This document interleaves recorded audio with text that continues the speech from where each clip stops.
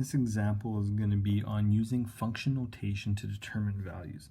So if we're given a function, can we find certain values using function notation?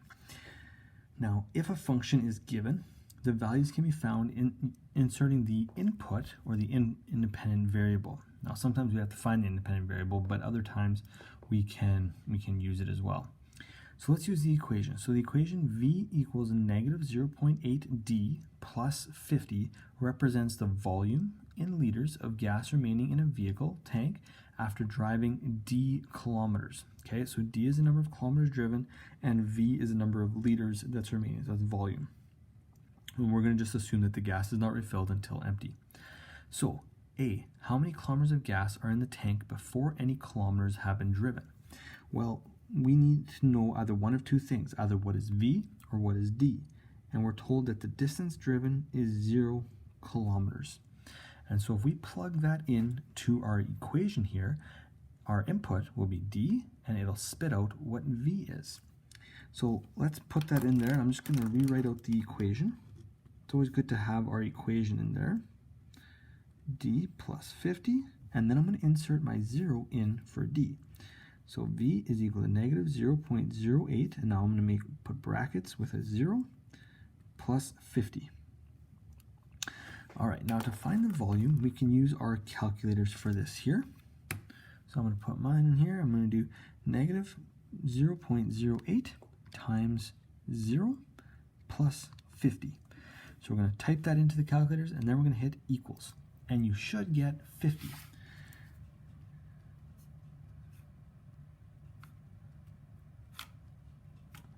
So 50 liters of gas at the beginning.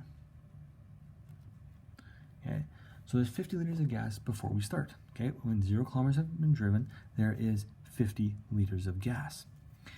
B asks, determine the volume of gas remaining after 600 kilometers have been driven.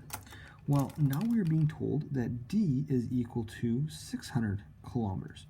And we do the exact same thing, except now we plug in 600 instead of 0. So V is equal to negative 0.08. 600 is going to go in there, plus 50. So again, when we type that into our calculators, we can do the exact same thing, and we just type it in. Okay, negative 0.08 times 600. Remember, that means multiply, plus 50. And when we type that into our calculators are going to spit out the answer of 2. So volume equals 2 liters of gas after driving 600 kilometers without filling up, of course.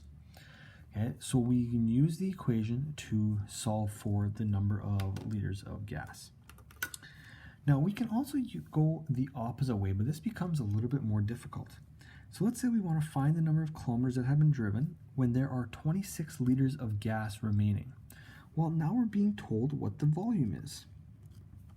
Okay, we're being told what the volume is, and we want to try to figure out what is our number of kilometers. This becomes a little bit more of a challenge here, okay, but that's okay. We can plug it in. So what we're going to do is we're going to take our original equation right here, and we're going to plug in the 26 in front, negative 0.08 D plus 50. Okay, so we're going to plug that in here because that's our volume. Okay, so we have to put it into the place where it belongs. Now to get D, we have to use a little bit of algebra and move things over onto the other side. Now we're going to use the golden rule of math, and now excuse the pun here, but the golden rule is do unto others as you want to do to yourself. Okay, or do unto one side as you would want to do to the other side. The golden rule of math is whatever you do to one side, you have to do to the other side as well. Okay, so it's a mandatory thing. If you're going to do something to one side, you have to do it to the other side. So what we want to do is we want to try to use some sort of mathematical procedure to get the D all by itself. Okay, and when we look at these terms here, we're going to want to try to simplify or get rid of these terms. The first thing that we can do is get rid of this 50. Okay, it's one term. Okay, if you remember back to polynomials, this is one term, and so the opposite of adding 50, if we want to get rid of it, we have to subtract 50. And we can do that to this side here as well. Okay? If we add 50 and then subtract 50, it's going to cancel out here. And here we can do this. 26 minus 50 gives us as some sort of number. If we do 26 minus 50, we get negative 24. So this side becomes negative 24, and this side is left with 0.08d. And we get rid of the 50s because they are now gone. So that gets rid of the 50 there, and we're just left with this now one term. The problem is that d still is not all by itself. Inside the term, we have this number being multiplied to d, okay? And we want to try to get rid of that number. Now, to get rid of a number that's multiplying, we have to do the opposite of multiplying, which is dividing. So if we divide this term, now when we divide, it's dividing terms, not just the side. We have to divide every term. Oops, sorry, not d, just 0.08. So what we're going to do is we're going to divide negative 0.08d divided by negative 0.08. Now, if you multiply something by a number and then divide it by the same number, you're going to be left with the original. So these right here are going to cancel out. Okay. Now, again, we have to do it to the other side as well. Do the same thing. These are going to cancel out. They don't equal 0, they equal 1. Now, that's just something to be important about. It's 1d now. Instead, it's not 0d's because that would just cancel out completely. It's 1d. So we have 1d remaining, and we want to figure out what that 1d is worth. And it's worth whatever this ends up being. So we're going to take negative 24, and we're going to divide by negative 0.08. And that gives us 300.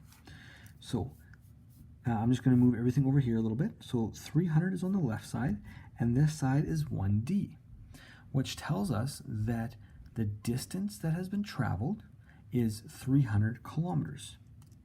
300 kilometers have been traveled if we have 26 liters of gas remaining. So this is working backwards to try to solve the problem. This is definitely more difficult than if we're given the independent variable, but we can work ourselves backwards to find our answer. And I'm going to often get you to try working backwards to try to come up with an answer.